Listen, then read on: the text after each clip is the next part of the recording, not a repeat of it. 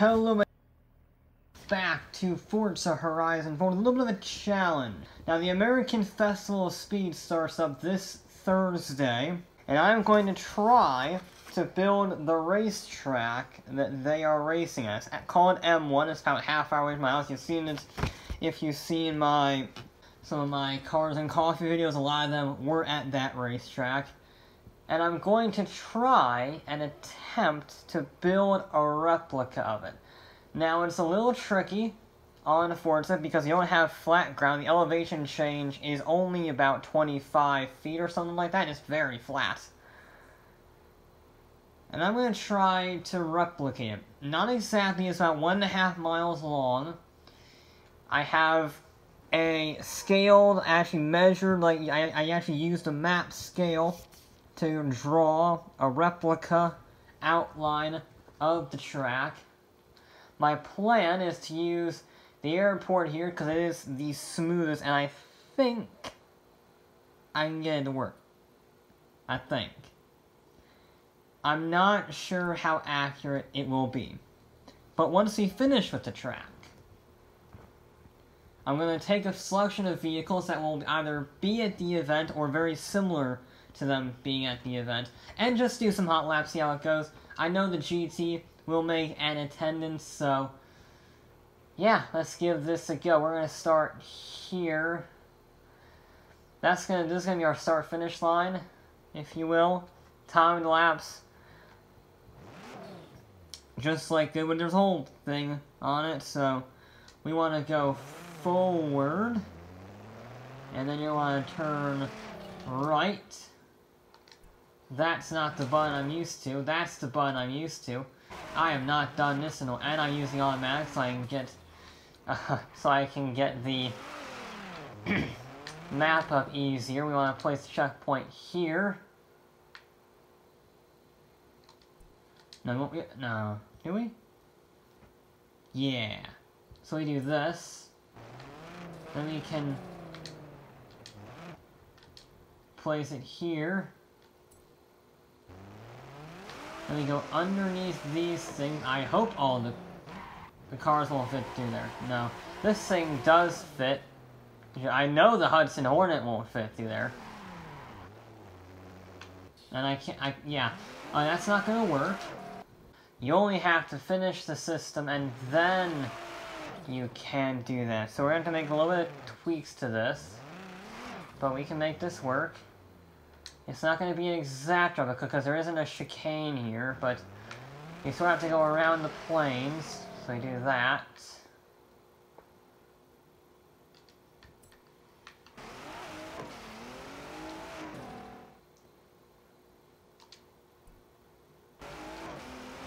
And it's also going to be a little bit bumpier.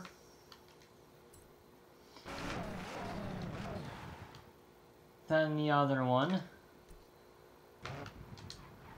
So when I do this, this will be...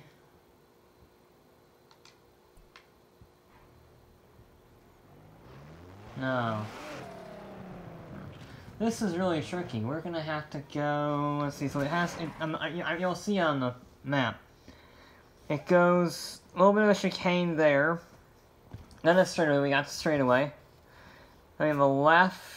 No, anyway, a left followed by a small all the way down here. Let the cars stretch their legs a little bit. There we go. Then we have a nice long sweeping hair, not really a hairpin, but an acute corner, like so.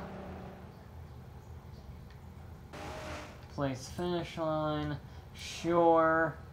Edit checkpoints. That's such a stupid system. Why would you design a system where you have to go into the finish line to check on it? Create a new route from here. Yes, please. Yes, please. Then, once we go through there, right here, that's where we want it. Because then we can go straight for this distance before making a left. That road right in front of the airport. Like that. Then we got the right-handers a little tighter than the real one. How we can go on the road here. Oh. I can't do that. That's the thing. Okay. Well, that's not particularly nice. That would be a nicer line, god damn it. Alright, create a new route from here. Then we can just sort of run wide-ish here. That will give us the loop all the way around to the finish line. Which is right there.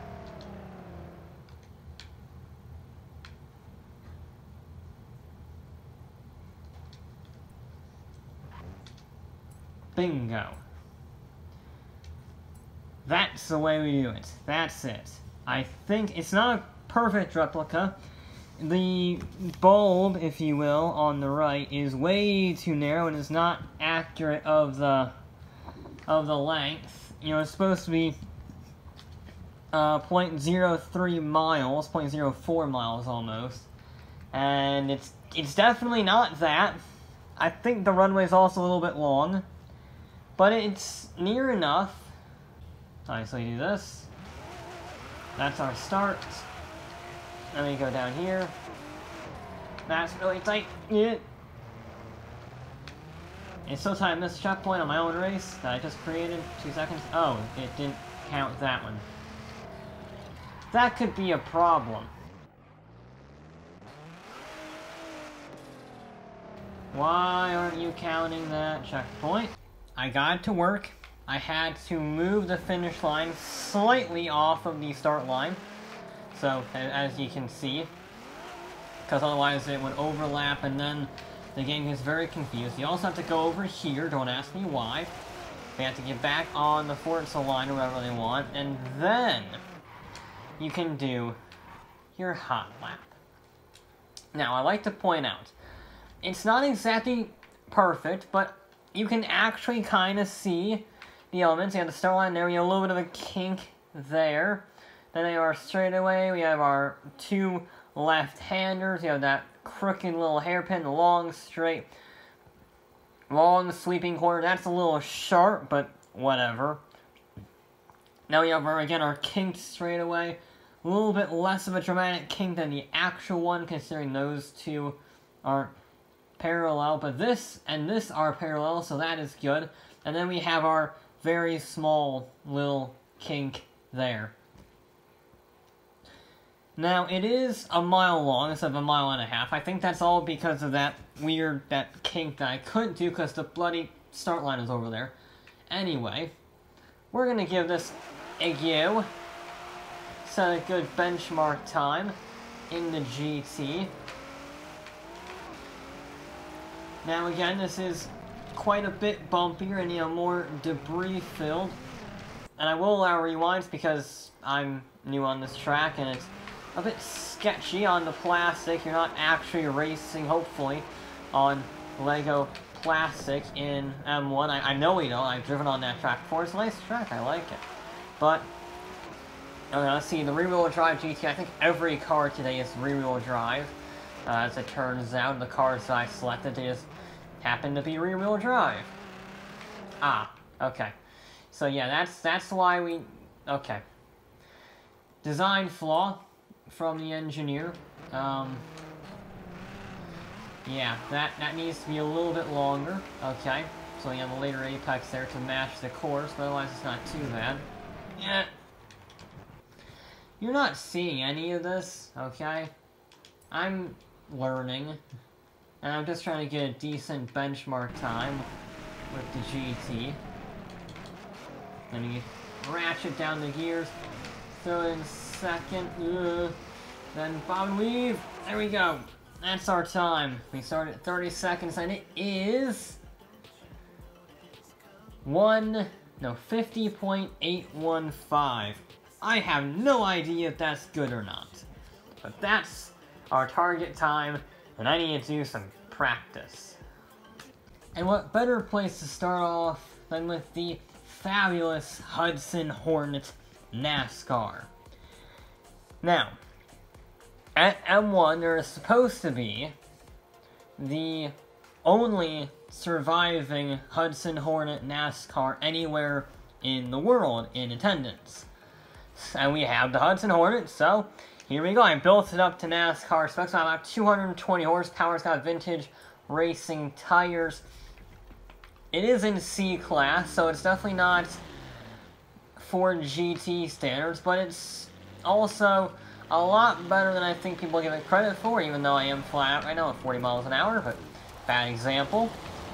Obviously, this is not going to shatter any records, but it is going to be a nice little workup from the practice I did in the GT. It's very hit or miss, this course. Funnily enough, having a bunch of debris in the way is not great for a racetrack. Let's reverse it a little bit. Right, here we go. And we're off. Oh. I am going to want to have a time. Well, that time be 40 seconds, just in the top left, so I actually know how fast we went, or how slow we went. There we go. Not the greatest launch ever, not the most inspiring. However, look at that, only a little bit of vital. We made the chicane nicely. We might actually be able to stay in one gear the entire way, barring the straightaway. See there, and it has no problems with the bumps. It is very good on the bumps. We're shifting it into second. Yes. Get a little bit of oversteer, actually. Sort of, kind of, as much oversteer as this thing can get. How fast can the fabulous Hudson Hornet go? Not very, is the answer. Understeer. We just about made that corner. Alright, now we're onto the kink, though. And now we're off of the kink. And then we brake. We can sort of cut that a little bit. One more corner to go, and we are across the line. We technically hit stuff, but that doesn't matter because we're after the finish line. Okay. 106.5. Yeah, it's only 16 seconds slower, which is actually not bad. I was expecting a lot worse, considering that was an S1 class, top of S1 class for GT, and that was a C class Hudson Hornet. I think the Hornet did alright, not even mad. Next up is a Can-Am car. That is the featured motorsport class, if you will, for this year. Now, obviously, the Chaparrals are going to show up. They got 3 of them, including the 2J and the 2E. They got some of the Shadow cars. They got a 917-30. We don't have those in Forza, but we do have a Lola T70 Mark II. I actually saw this exact car with a different paint job on it at Concourse a few years ago. So I know for a fact this raced in the Can-Am series, even though it has the closed top, unlike the Can-Am cars. It also raced at Le Mans, but I know this was a Can-Am car at one point or another. So here we go. It is quite a jump up in PI from, you know, low C class to mid S1. Right. Let's do this. Launching in 20 seconds, it's fine. Now this is obviously a lot. I did not hit that checkpoint. But thank you, game. That's very kind. I like how this drives. That actually is not getting very much wheel spin. It is a V8, naturally aspirated. It's very light. And yeah, it's actually got some good turning. I'd argue this is better handling than the GT. If this beats the GT simply because it's better handling, I will laugh. I know it's a race car and everything, and the power-to-weight ratio is off the scale, but I mean, it's from 1970, actually 1969, this particular model. Brakes are not good, brakes are not good. We just about got it stopped for the left to right. A little bit of oversteer, and then we are...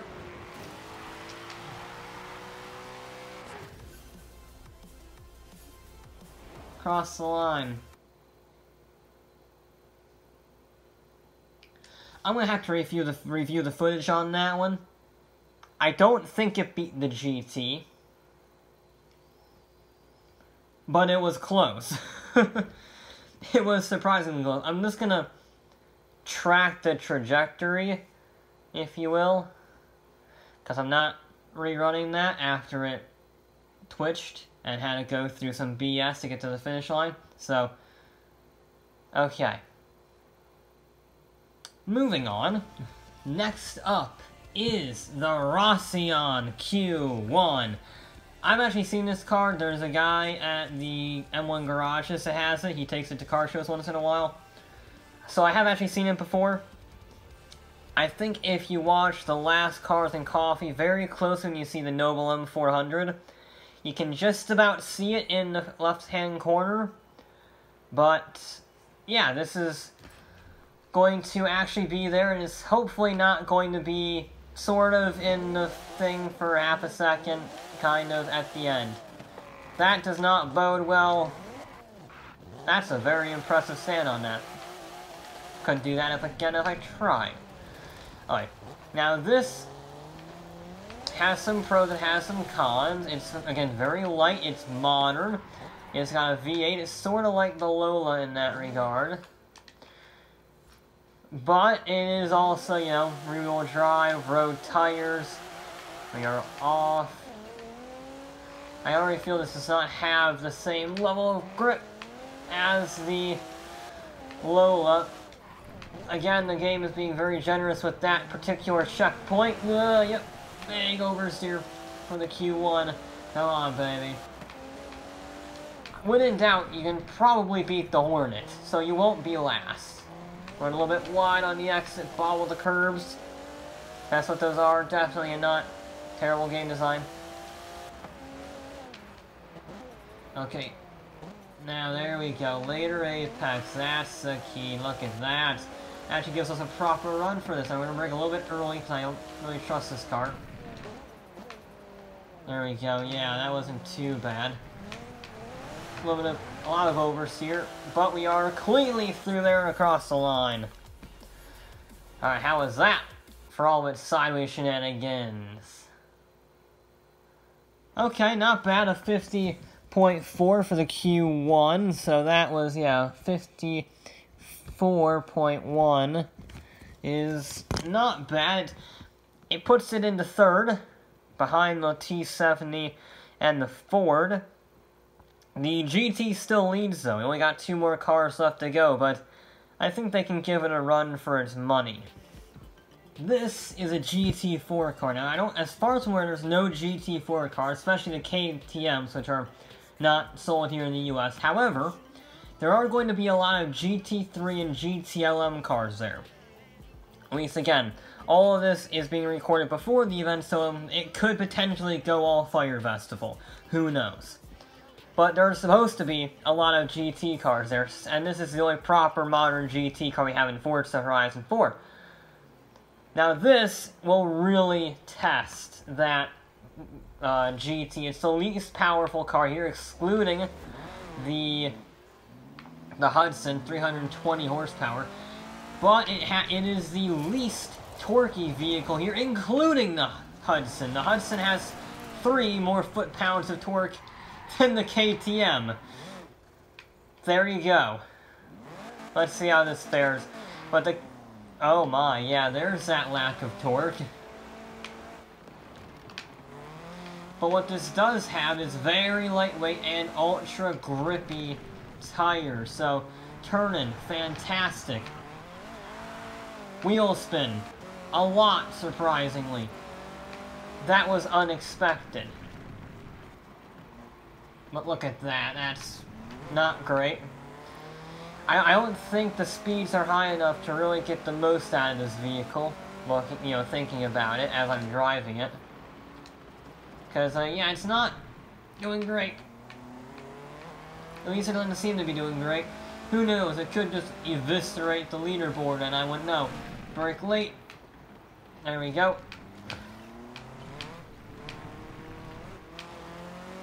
Yeah, no, that was sort of disappointing. It beat the Rossion. That's good. A 53 on that one. Yeah, 53.8 is, I guess, not bad. I was expecting better, but I don't think it had the kick out of the corners that it needed, and that oversteer definitely did not help. I did not expect to get oversteer in the KTM of all things, but there we go. That was disappointing, to say the least, but we got one more vehicle, I guess. And our final vehicle, yes, is a Ferrari, good old Ford v Ferrari style, because there's a 458 challenge car in attendance, and who knows what other exotic Ferraris will likely show up, so why not take out one of my favorite modern Ferraris of all time. And probably the last Ferrari I would actually buy, considering this came out 1 year after the Ferrari. I love this thing. It's majestic. I think it looks fantastic. It sounds great. It's naturally aspirated V8 rear-wheel drive. And it's a speciality, so it actually handles even better than the original. So much so that James May actually bought one, and I think he still has it. I don't know. But, yes, this is going to be very much like the GT in the fact that it will not have the same theoretical grip as the KTM. I still don't understand what happened with that. But it also will have a lot more kick out of the corners. So, yeah, we'll have to see how the prancing horse does. Ford v Ferrari, red versus blue. The age-old battle. Here we go. At least it sounds better than the GT. That's definitive. Now we're going to be sneaky. Yep, there we go. Brakes, definitely not as good as KTM. The KTM, despite its flaws, was fantastic under brakes. So is the Lola, for that matter. That's okay, it's a late apex. We didn't get any oversteer, that's good. And then the gearing is fantastic in this car. Great acceleration. And then late apex, and then yeah, even with the curve, you just see it gets that power down so nicely. And then brake. I got airtime. That's not ideal. That's not really the car's fault, that's just the track, or how I had to design the track with that bump. You saw as I got airtime in the braking zone. Oh, it didn't do it. It didn't do it. A 52.4. The GT was apparently very, very good. I know I had rewind and all, but that was before I did that to make sure that there wasn't any shenanigans, because I was using that car in practice after I did my run, so wanted to have a clean one, and apparently it's unbeatable. I don't think that's how the exhibitions for next Friday, Saturday, and Sunday are going to end up being, the GT being unbeatable. I know there was supposed to be a GT1 project going on at some point. I know Ford raced the GT in privateer hands at the GT1 before the new generation, but I guess we'll have to see how that goes. I've just heard little rumors here and there. So, yes, this track, it's good fun. It's not very accurate. The fastest cars around that track are probably going to be doing the Hudson Hornet's time of a 106, 110. Based on my estimations, I drove a Cadillac ATS around there. That was about 1:20, I think. So being 10 seconds a lap faster in a Can-Am car compared to a modern Cadillac doesn't seem too unreasonable, but, you know, for the limitations that we had in terms of floor space required and bumps and navigating through stupid airplanes, I think that was a pretty successful objective and actually kind of resembled M1 Concourse a lot better than I was expecting. Even if the lap times were a bit off and race cars were surprisingly oversteering. But that will be it for this episode of Forza Horizon 4. I'll be back with more